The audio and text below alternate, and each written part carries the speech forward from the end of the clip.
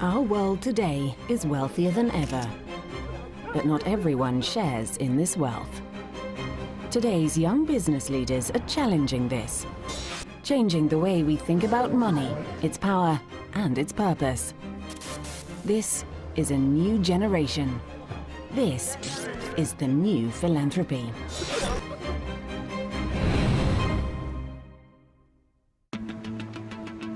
Alexandre knows what it takes to be a successful entrepreneur. 3 letters: try. Try, fail, try again. There's no other way to do something. The French businessman has founded and run 5 technology companies on both sides of the Atlantic. Selling them has made him a millionaire many times over. He's very, very driven, which is one of the reasons why he's been so successful in startups. So he definitely knows what he wants, and he definitely would move mountains to get to what he wants. He is just 40 years old. And now, after traveling to some of the poorest, most remote areas of the world, he is ready to achieve his lifelong goal. What Alex is trying to achieve is, he is trying to change children's lives all over the world. It's that simple. Because all he's ever wanted to do with his money is give it away. We are a non-profit. We have no business model. We're not looking to have any in the future. Our goal is only to change kids' lives, not to make money.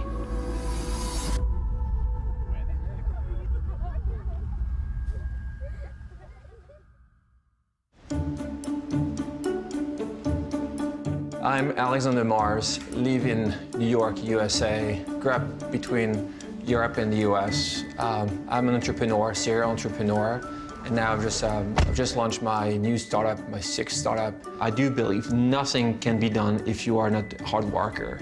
That's what I'm trying to explain and to teach my kids.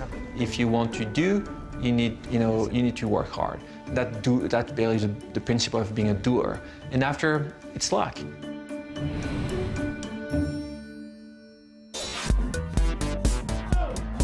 I started my first venture when I was 17 years old. I was in the music industry. That was the first. I was promoting concerts. My second venture was one of the first web agencies in Europe, and it was so hard. And I learned so much because it was hard to sell anything. I was 22, ponytail, beard. Third, I started my venture firm. And at the time, I was 24, mostly here in the US, between Europe and the US. It was during the internet bubble. But when the bubble burst, I moved back to Europe. And when I was in Europe, I decided to start my 4th venture. And I did my market research. I tried to understand what could be the next big wave after the internet. And I realized that mobile will become pretty big one day. So we're building apps, mobile sites, whatever you have now on your phone. And at some point, we decided to sell the business to a bigger group called Publicis Group. I started my 5th startup, a social media platform for big media and corporations to help them to really manage correctly their social media strategy. And I ended up being very successful. And we sold this startup to a bigger group called BlackBerry in 2013.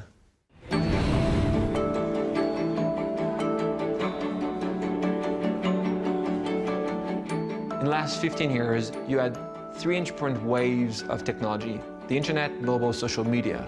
And I was there, so I will try to do something. And I tried. I had to adapt myself. We made mistakes. It was so hard, but we ended up being successful. I'm good at watching the wave, the big wave coming, and being able to go and ride and ride the wave.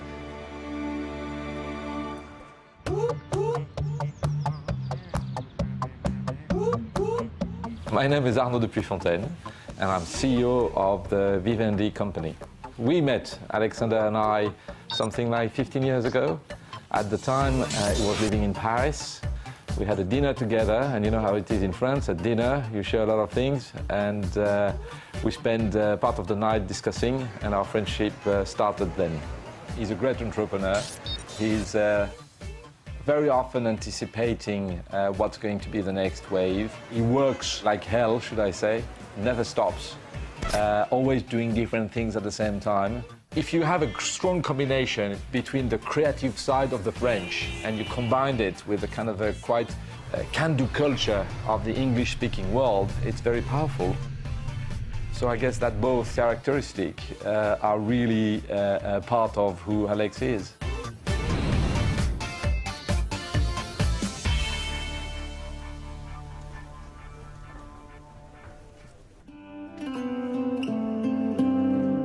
I am Hui Nguyen Chue, and I'm a managing director for an international bank in London.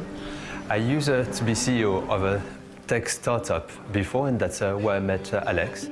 With Alex, we immediately clicked. So we've spent definitely quite a lot of all-nighters together. I still remember 15, 20 years ago, all those nights, we were sharing about, our dreams, our visions, and our dreams were very similar. Our dreams were to change the world and to have an impact on society. And for us, the best way to do that was to have enough financial success so that we could give it back. The startups we were working on were a means to an end. That was really the objective.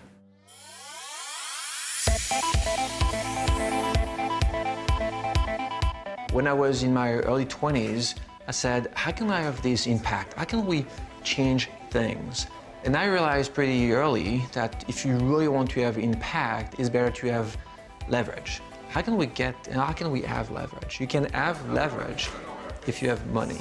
But the goal here was really to say, at some point in my life, I will be able to change and to switch to something different. The something different will be just non-profit. He could have kept going on and become a very good serial entrepreneur in technology. But then he just decided to stop and dedicate his time to philanthropy. So I think that's quite impressive. Entrepreneur social connecté. L'idée, c'était de voir qu'il y a beaucoup de gens à travers les pays, la France, mais comme aux États-Unis, qui veulent faire plus ou qui aimeraient que nous avons. So, because of those different successes I mentioned, I was able to earn enough money to be able to do only things I want to do, and to finally end up just running my sixth startup. Epic Foundation is everything I want to build since young adult.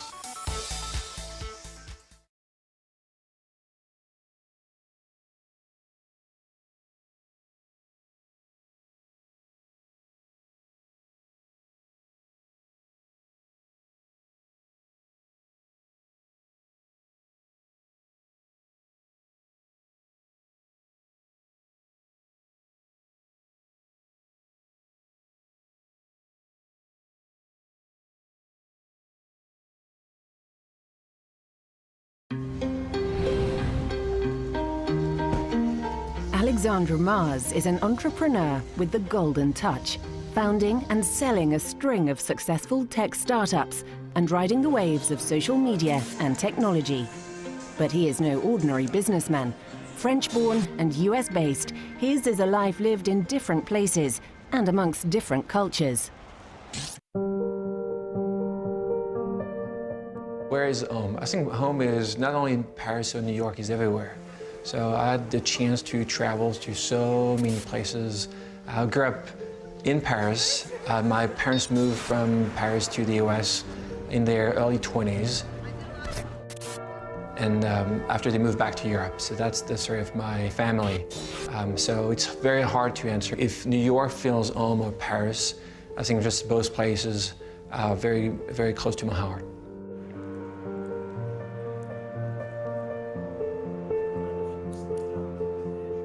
It's where just I spent 5 years of my life is with Flo, with my wife. So we went to college together. We ended up just at college together, not too far from here.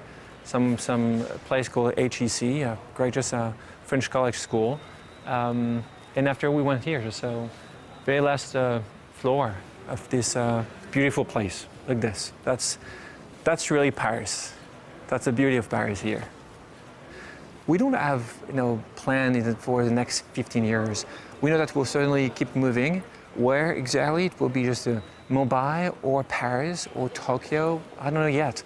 We are so happy, and that's what we love doing, is we love spending time and living the present.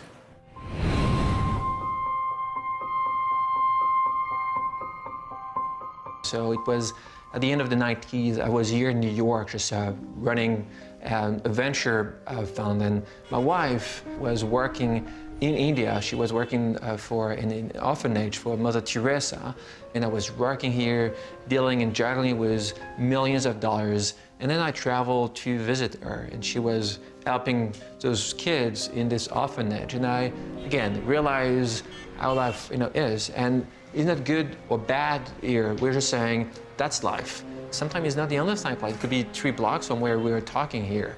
You can help people. And so, like any good entrepreneur, I said, I should do my market research. I should go and talk to people. I should better understand before launching anything. That was 5 years ago. So I took my resume with me, my bio, and I started knocking on doors. And I took people just from my industry. So I went to see the Gates Foundation, the Omidyar Network, the Google.org, people from the tech industry, and said, guys, if you have time for me, I will really appreciate it, because I know I want to do something in that space, but before doing anything, I need to understand. Well, my wife said, let's do the same and let's travel the world. Let's do this market research, but not only in the US, not only in Western Europe, but let's go everywhere else. So we took the kids out of school, we homeschooled them, and we traveled the world, going from Peru to Mongolia, from Sydney to Moscow. The goal was to sit down with people, local people, philanthropists, policymakers, NGOs, and asking questions. How does it work in your country? How do you think we can have an impact? What should be different in the near future? And for me, it was very important to understand this global aspect before launching anything.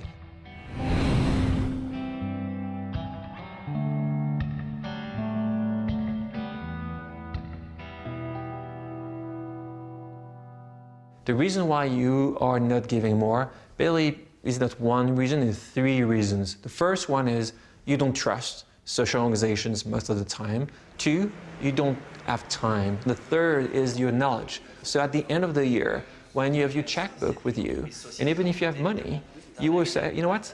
I will give to organizations I really trust. So schools, your kids' schools, your school. I've met so many people have told me, I want to give more really, but you know what? I don't know where to start. So every year, I will postpone this to next year.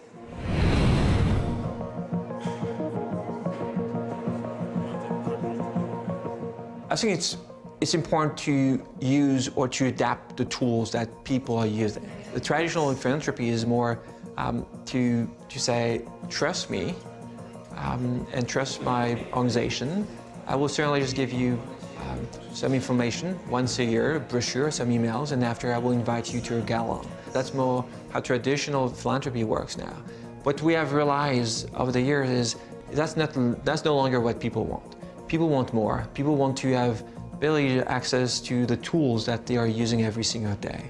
So I will say the problem with philanthropy is more what kind of issue you have as a donor. So that's more where I see what I can bring to this industry. So that's what I've been working on for all those years.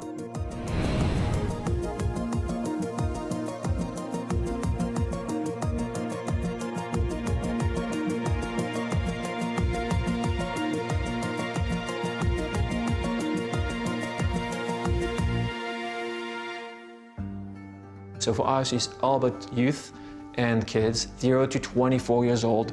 It's education, it's protection, it's health. And we do this in 6 regions around the world: the US, Brazil, Western Europe, East Africa, Southeast Asia, and India. That's what we cover. And in those different regions, we want to find the most amazing social organizations, and we want to bring them to the knowledge of potential donors. Now, you can track everything you want, everything. Your bank account, your stock portfolio, the grades of your kids, if you have kids, whatever can be tracked. Why not social?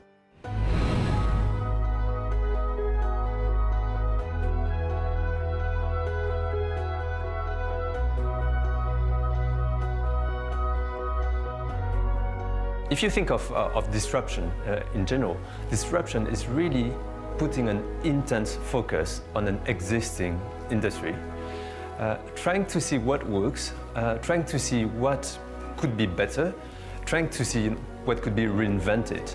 One of the ways that FPIC Foundation is disrupting philanthropy is that it's putting much more transparency in that world. It's making it much easier to understand the impact of what you're doing in philanthropy. So instead of just giving money, people have almost a kind of return of investment on their money. To get the feedback and to get the information about the impact that you as an individual are having and being able to give to other people will create a much better environment for much more people to be able to give back.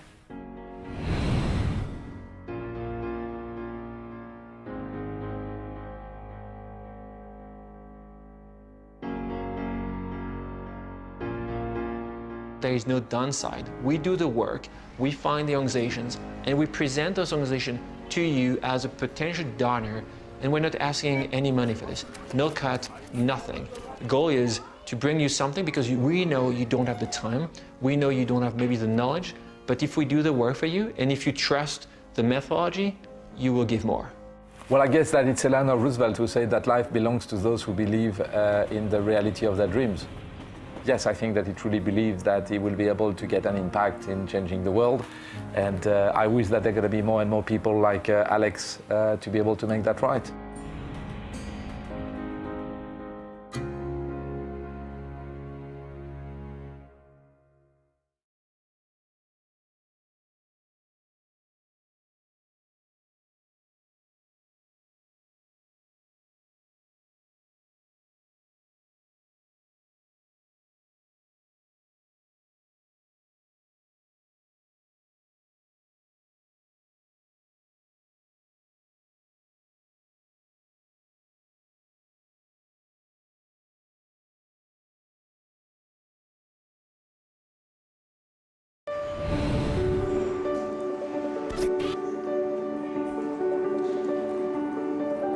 As an entrepreneur, Alexandre Mars specialized in identifying and profiting from the latest developments in technology.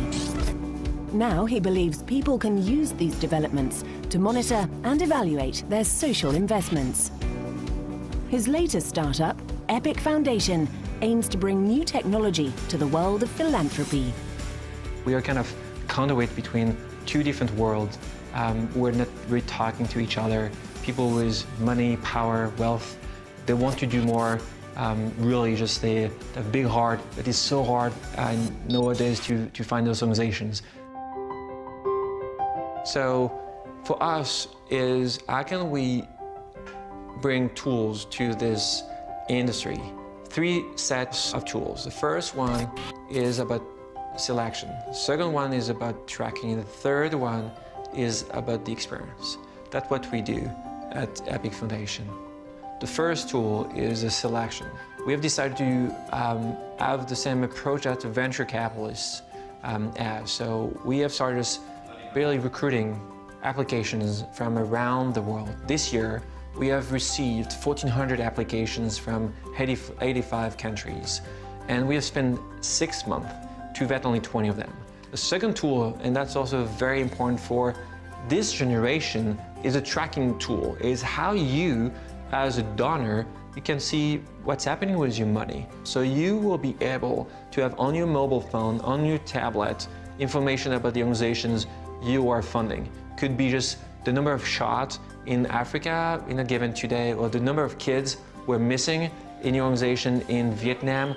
The goal is for you to really understand it, to really see at the end of every day, every week, every month, depending on what you want to get, information about your money and the fact that your money is really helping the world.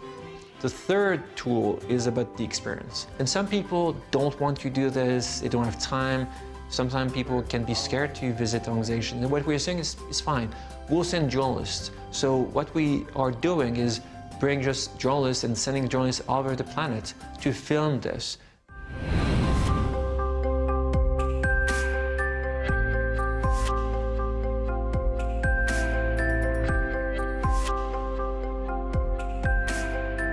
I'm T.G. Harrington, a director, producer, and a writer. And most recently helped Alex do his world tour with Epic, you know, documenting the process. The logistics were insane, you know. Honest to God, I can't even remember how many countries we went to. It's great to have Skype calls, it's great to have email exchanges, but nothing will replace the fact that I'm coming and I will visit you and I will just talk to you and I will ask you to bring me to your just place, the places you are working in. That's what we have done. So we have visited 50 organizations during 10 weeks. And at the end of it, we narrowed down this number to 20.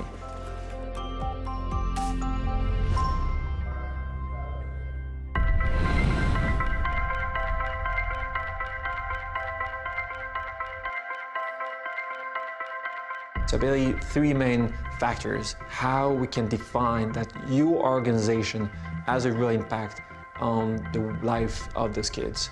The second one is the organization.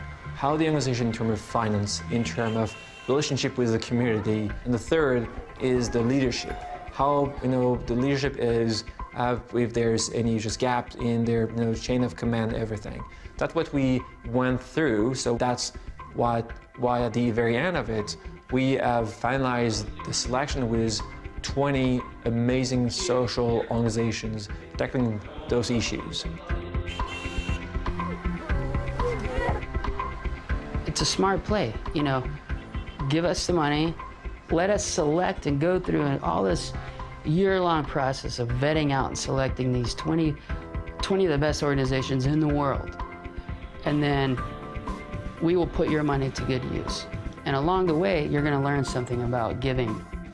You're gonna learn what it means to give. You're gonna get to intimately know and monitor organizations that you're giving to.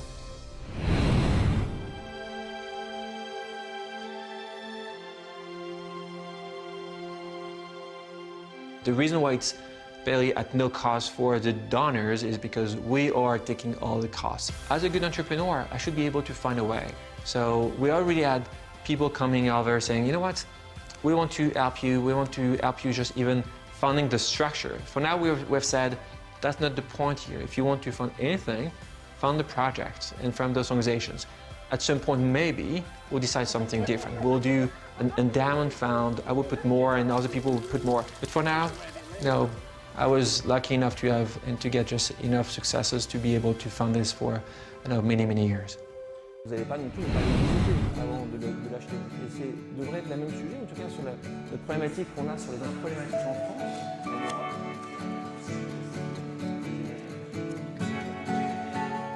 They're not only empowering and helping the beneficiaries, the kids out there in the world that need help, but they're actually helping the donors as well.